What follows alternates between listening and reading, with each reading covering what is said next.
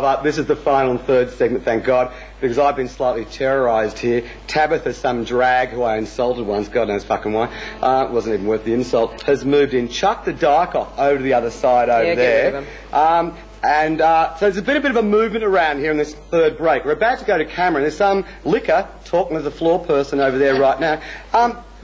Do you ever go and see drag shows, you women?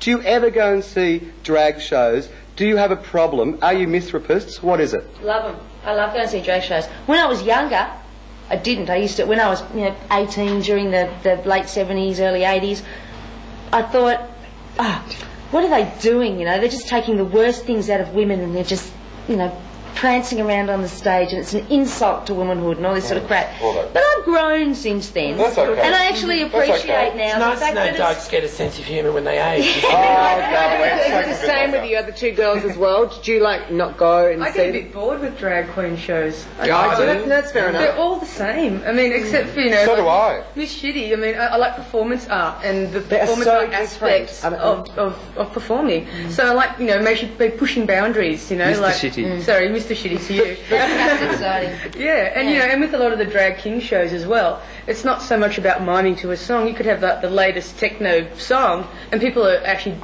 performing, dancing, doing professional dance. Do they bore you as well, the drag king shows? No, because I find there's a lot more performance art. So that's funny. So I don't think you've seen a lot of drag shows then, because they are all so different.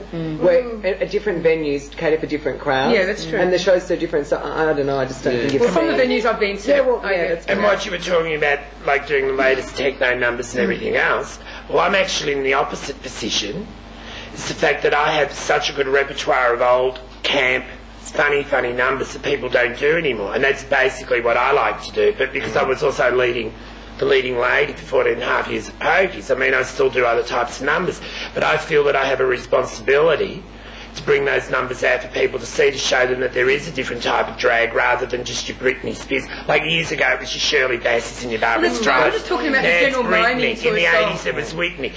But that's what I do. I get up, like T for Two, you've seen T for Two, it's just bizarre version, So it's the fact that I call it vocal exercises. It's like trying to get... Yeah, a lot of drag king shows aren't necessarily a vocal. But I'm very expressive. I put everything into it. This is the main difference between Candy and I. Candy's name one stage used to be Miss One Look. No, but seriously, that was the name when she was in the Misfit shows, because Candy was like that Margaret O'Brien, the actress, was in the 40s, where she'd sing the numbers and hit the notes and would still have that deadpan face, and that was the gimmick. Whereas I'm the complete opposite. I work every muscle in my face. But then...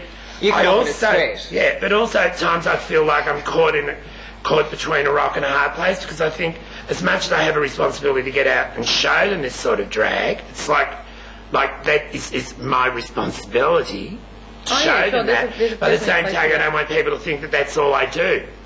But that's more in my head, because people I don't know that I can do. Why do I walk, and I know Claude will have a good answer to this, why do I walk out of the places that don't sponsor us on the other side, the south side, when I mention that again, sue us if you wish to, why do I walk, I love a brawl, and I get bored with these bitchy little Quentin comments. During the show or in the crowd? Put the audience down, or both. I think the crowd would be worse than what goes on. But actually the crowd actually quite like that. I think if you just did a monotone, isn't everything lovely and pretty, well, how boring is that? It's like your Melrose plays to your neighbours. Melrose is a bit more exciting. I think the crowds that come and see my show, they come in for a reason because they like to see that campness. And if we pick on people or take the piss out of people, it's never on poofters. It's on the straight friends that come in with them. That's actually very true. Because I won't pick on my own audience. So I never, people go, you're so nasty, you're so nasty. Well, I'm not. You might have been picked on for your whole entire life at school. Now you can have a little bit of a giggle at me having a go at this slut at school who's called you a faggot for your whole life. Okay, now, you know what I mean? Yeah, I do understand this. I want to get into the straight scene too. Now this is where I'm different. I think I prefer to go out there and try and please everybody. I see myself basically as a storyteller when I'm out there as a compere, not as a bitch. But mind you, if anyone interrupts me and wants to take me on, it's open season. But I never ever go out and pick on anybody in the audience. I don't believe in blood sports. I hate it. But by the same token, if they want to get involved, they can. It's like one night I worked at the Exchange. I was telling a joke. Don't mention that name on this program. Anyway, it's too late. Which involved a pregnant pause before I actually came out with a punchline. And some queens yelled out, "Oh, you've forgotten it." And I was going, "I haven't forgotten anything." The crowd went mental. And I thought, oh yeah, well that's fine. And people came up to me afterwards and they said, "I'm really convinced the crowd here loves having the piss taken out of them." I said, "No, the crowd loves watching other people having the piss taken out of them. Like, it's fine so long as you're not in that firing line." But I also think there's a way you can do it. For me to actually stir somebody, I have to be in the best mood. So I'm smiling and laughing while I say it. But I think that delivery is important too. Two people can say the same thing. For example, Deborah, the guy, and myself. Deborah Compete, when I went to Perth, everyone's going, "God, she's a bitch." But she's fabulous. They loved it. Because that is the character that they created in their mind that she's going to be.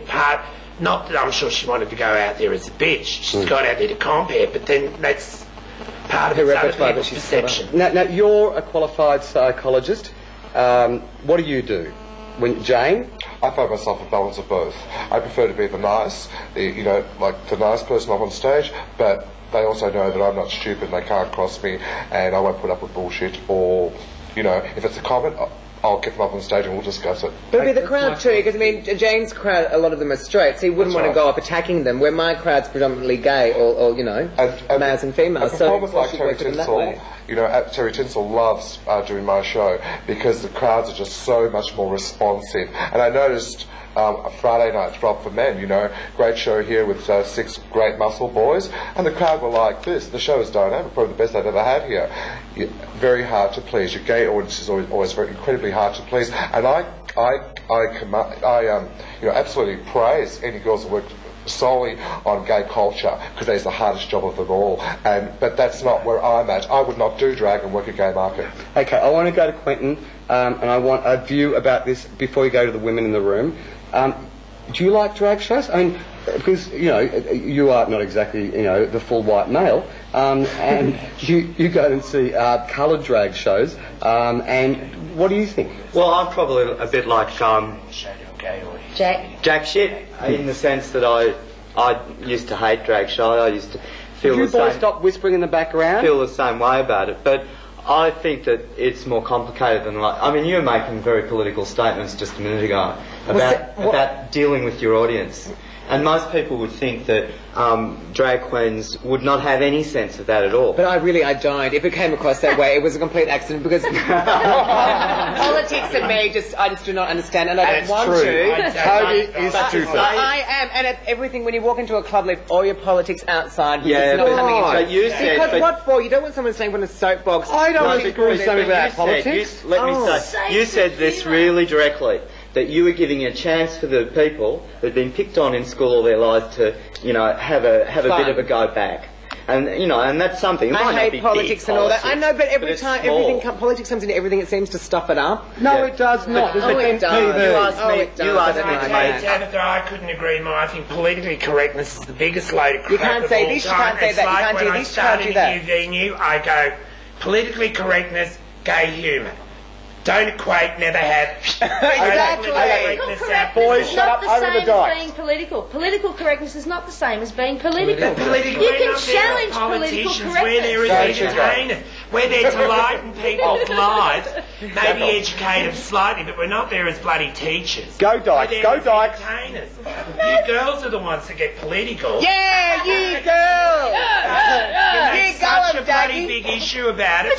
We're queens, we're out there having fun. Yeah, but we're not. I'm a guy. No. Just for the fact that you're sticking on tits and a wig and makeup and getting up in public, you're being fucking political. See, I mean, you are. I'm having fun. Sorry, there is fun. I don't want to being read politics political into it, but you don't have to wear your politics. Interpret it as a political comment.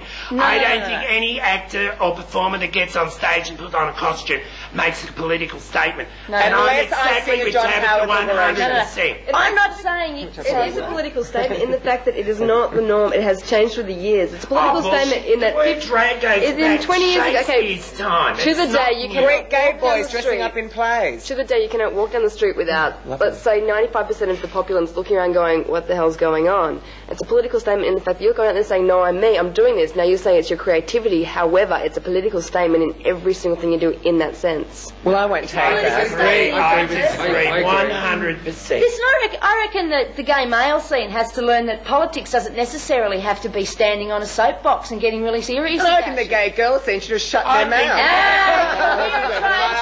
I've got some of you here that like shut I think the gay girls are the ones more likely to be on the soapbox. Guys, this is blah blah blah, and the we were supposed to be majority of our audience, the majority of our audience are not interested in politics. But they don't have to know it's politics. They don't have to know it's political. Who cares? Have fun is the bottom line. Absolutely. And if you're not having fun, get out of it. Exactly. And if you don't want to be political, fine, that's fine by me. But if I want to be political in a certain way, then why not? But it will be fun. It has to be. Yeah, but you speak from your experience, I'm speaking from mine. Okay, we're about to go in a minute. This has been blah blah blah, drags, bullshit. I'm surrounded by drags and dykes, so I think I might take the dyke side because I'll feel safer, because I'm so politically correct. But before we do go, I'll call you by your real name. Before we do go, I want Cyril.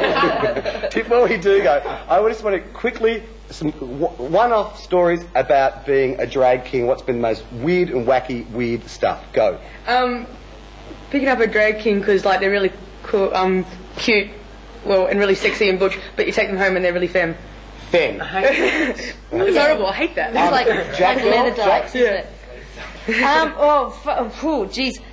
The greatest thing was the first time I probably really performed in drag was at the drag competition thing, and it was just wild coming down on stage and still being in drag and having dykes, chicks coming up and wanting to feel my balls. And my dick, and just felt, this is great. Jack, we're going to leave the girls because we have to go out in a second. I'd like to go over here very quickly to a performance artist. Shitty.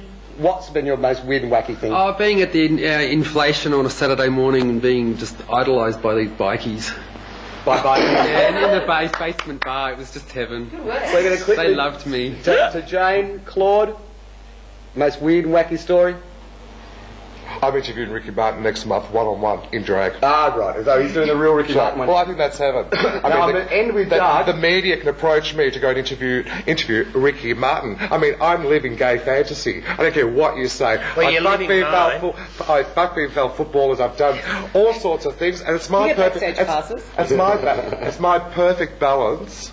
You know, Claude's quite happy. Okay. I'm going to love drag queens when Ricky Martin comes out. This has been blah blah blah. Doug, I'm happy. I'm happy. Toads, it was just wonderful being with you. Oh, sorry, Tabitha. You know, why is it? We're out of here. This has been blah, blah, blah. I think they love each other. It's a thing happening. There's a thing happening.